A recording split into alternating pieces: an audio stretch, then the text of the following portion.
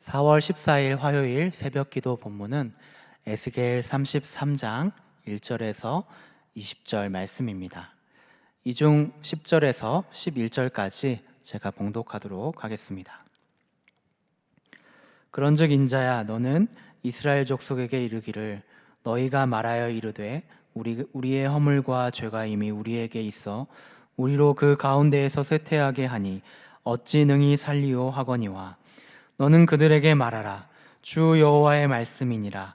나의 삶을 두고 맹세하노니 나는 악인이 죽는 것을 기뻐하지 아니하고 악인이 그의 길에서 돌이켜 떠나 사는 것을 기뻐하노라. 이스라엘 족속아, 돌이키고 돌이키라. 너희 악한 길에서 떠나라. 어찌 죽고자 하느냐 하셨다 하라. 아멘.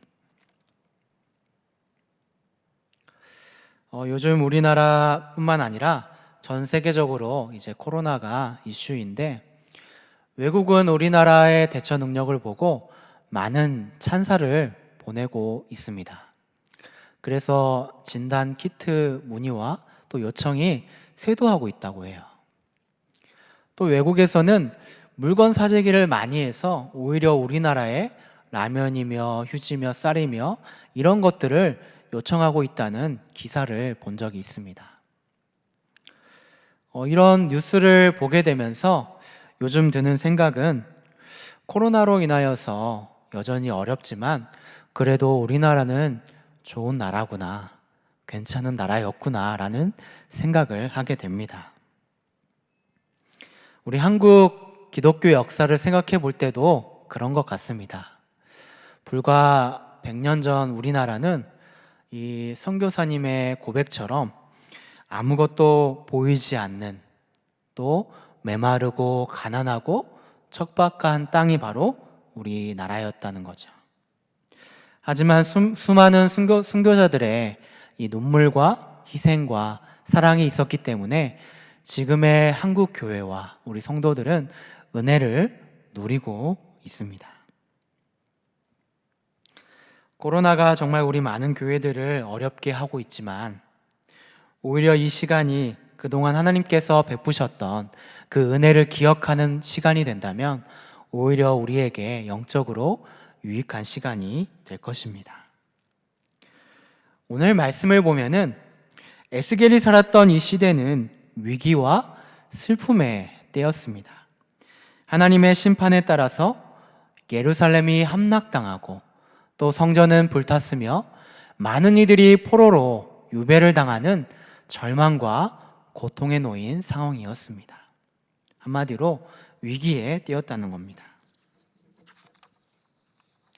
그러나 하나님은 이런 위기의 때에 오늘 에스겔 선지자를 부르셔서 이스라엘의 멸망이 아니라 새로운 시작과 회복의 메시지를 전해주시면서 그들이 다시 돌아오기를 바라고 있습니다. 그리고 하나님은 이제 에스겔을 이스라엘의 영적인 파수꾼으로 세우고 있습니다. 여러분, 파수꾼은 어떤 사람인가요?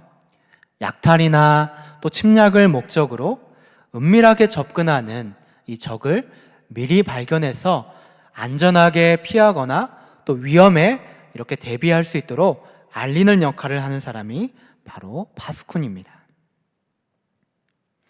하나님은 이렇게 에스겔이 파수꾼의 역할처럼 영적으로 이스라엘이 멸망당하지 않도록 미리 알리고 대비할 수 있도록 이렇게 사명을 부여해 주셨습니다. 이스라엘 백성들은 비록 그들의 나라가 망하고 또 포로의 삶을 살았지만 하나님께 돌아와서 이제 회개하게 되면 반드시 회복할 수 있다는 기회와 희망이 있다는 것을 에스겔 선지자를 통하여서 전달하고 있습니다. 10절과 11절 말씀을 보게 되면 이런 내용입니다. 우리의 허물과 죄가 쇠퇴하여서 이제는 살 수 없지만 악인이 죽는 것을 기뻐하지 않으시기에 돌이키고 돌이켜라. 어찌 너희가 죽고자 하느냐라고 이렇게 말하고 있습니다. 이스라엘 백성들은 그들의 죄악으로 인해서 이미 나라가 망하고 포로 신세가 되어서 아무런 희망도 기약도 없습니다. 그러나 하나님은 오히려 지금이라도 죄에서 떠나야 한다고 경고하고 있습니다. 때로 믿지 않는 사람들은 이런 말을 하기도 합니다.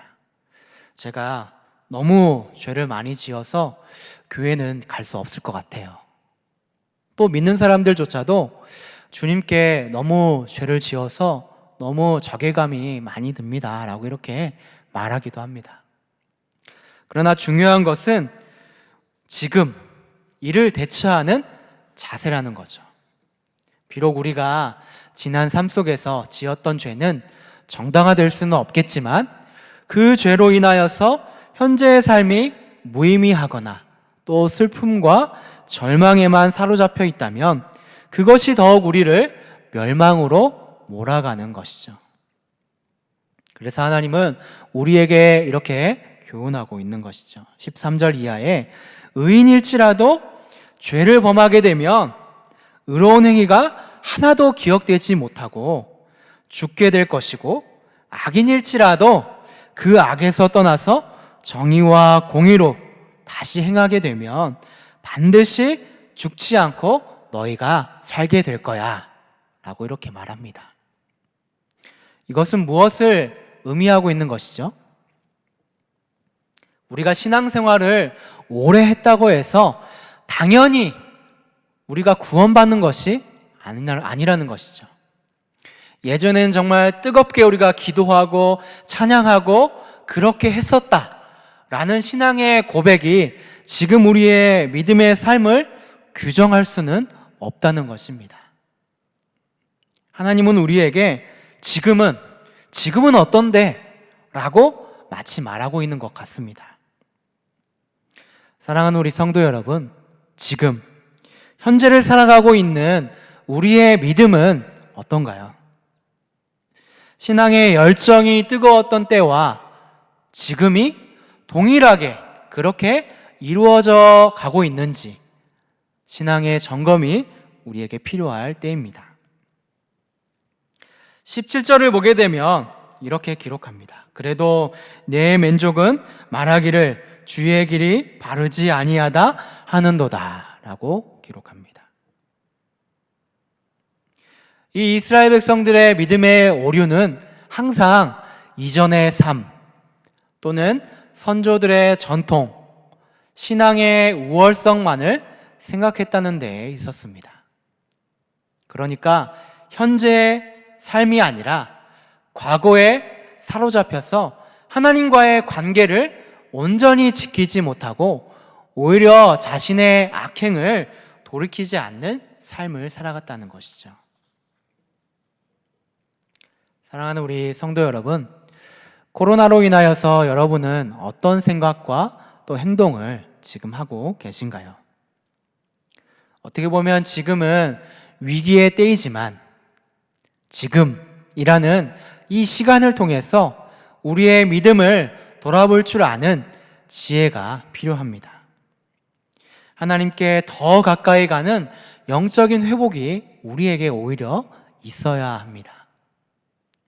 코로나는 두려움이고 슬픔이지만 그 안에 회복은 분명히 있어야 합니다. 위기 속에 하나님을 바라보고 또 돌이키고 우리가 다시 한번 하나님 앞에 회개하며 돌아갈 때 절망은 이제 희망이 되고 슬픔은 위로와 평안을 얻게 될 줄로 믿습니다. 사랑하는 우리 성도 여러분, 주님만이 우리를 온전케 하십니다. 또 주님만이 이 위기를 이겨낼 힘을 우리에게 주십니다. 여전히 우리에게 은혜를 베푸시는 우리 하나님을 기억하면서 지금 나의 삶을 온전히 하나님 앞에 드리는 시간이 되기를 원합니다. 그래서 오늘도 위기를 기회로 바꾸고 절망을 희망으로 변화시킬 수 있는 오늘의 하루, 또 이번 한 주가 되시기를 주님의 이름으로 축복하며 기도합니다. 이 시간 함께 기도하실 때 오늘은 청년부와 또 장년부를 위해서 함께 기도했으면 좋겠습니다. 또 함께 기도하실 때에 신종 코로나로 인하여서 우리 고통받고 있는 우리 형제 자매들을 위해서 함께 기도하시고, 마지막으로 우리 개인의 기도 제목을 가지고 함께 기도하며 나아가도록 하겠습니다. 다 같이 기도하겠습니다.